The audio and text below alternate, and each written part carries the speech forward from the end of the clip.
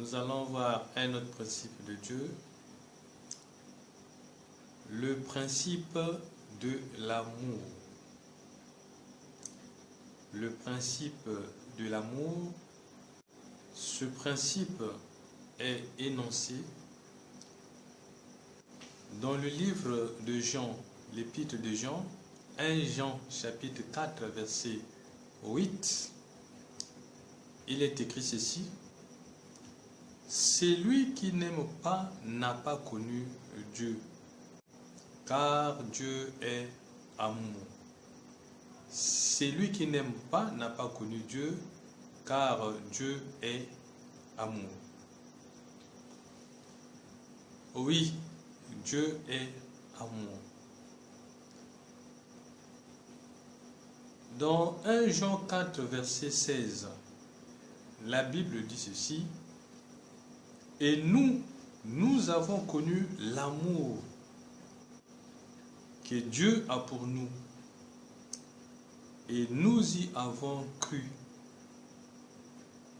Dieu est amour, et celui qui demeure dans l'amour demeure en Dieu, et Dieu demeure en lui. Chaque créature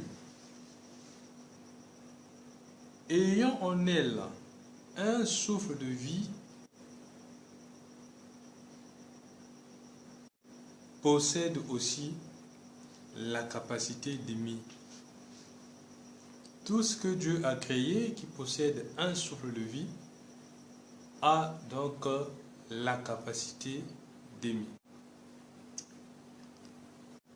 Dans le livre de Genèse, Genèse chapitre 6 verset 12, il est écrit: Dieu regarda la terre, et voici elle était corrompue, car toute chair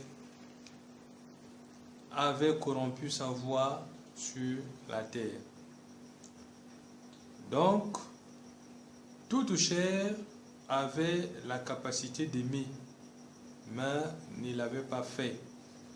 Dieu regarda la terre entière, et toute chair avait corrompu sa voie. C'est-à-dire, toute chair n'avait pas aimé. Toute chair avait péché. Et le péché, c'était quoi? Le péché, c'est ne pas aimer Dieu, ne pas aimer son prochain.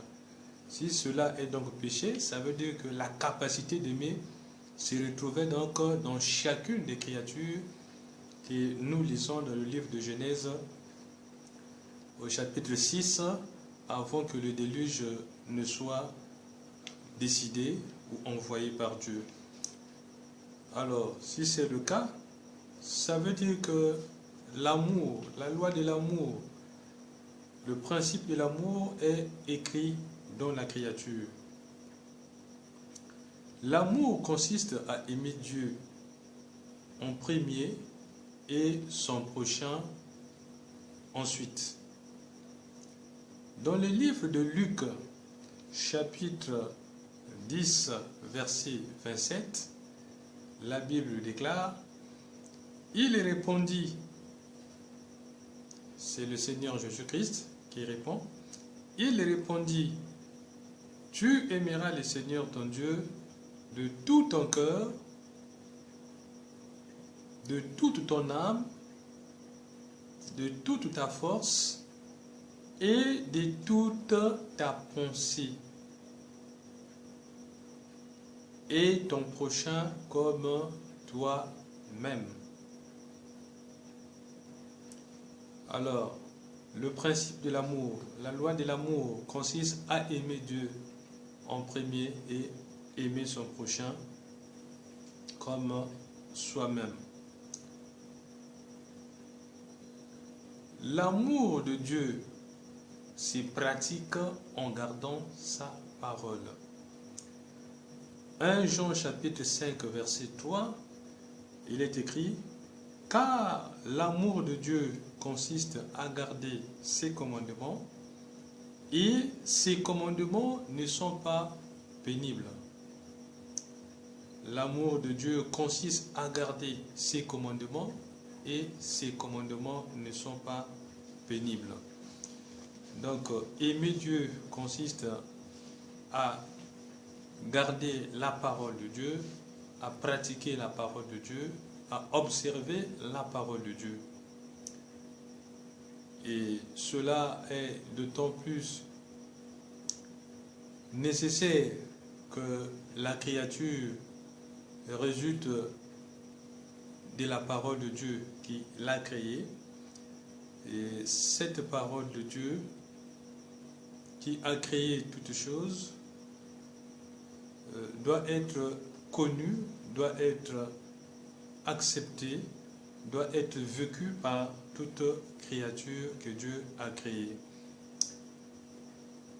Le but de l'amour, c'est parvenir à l'unité parfaite avec le Créateur qui est Dieu, qui est le Tout-Puissant.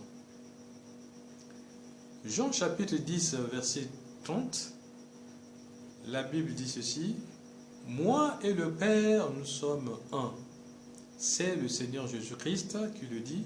« Moi et le Père, nous sommes un. »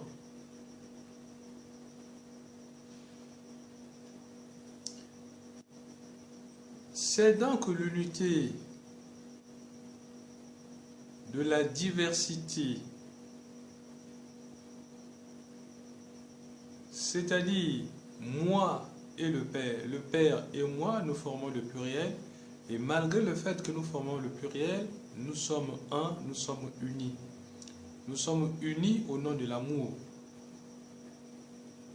Nous nous acceptons, nous aimons l'un et nous aimons l'autre. C'est pourquoi l'unité ne s'accomplit que quand l'amour est pratiqué. Là où il y a amour, il y a unité, et là où il n'y a pas amour, il n'y a pas unité. Moi et le Père, nous sommes un. Qu'est-ce que cela veut dire? Ça veut dire que le Père aime le Fils et le Fils aime le Père, de telle sorte qu'ils deviennent une seule unité. C'est pourquoi Jean 10, verset 30, le Seigneur Jésus-Christ dit: « Moi et le Père, nous sommes un. » Dans Jean 15, verset 29, il est écrit: « Comme le Père m'a aimé, je vous ai aussi aimé. Demeurez dans mon amour. Comme le Père m'a aimé, je vous ai aussi aimé. Demeurez dans mon amour. » Le Seigneur Jésus-Christ recommande à ses disciples, à ses apôtres, de s'aimer les uns les autres afin de former une seule unité, afin d'être unis.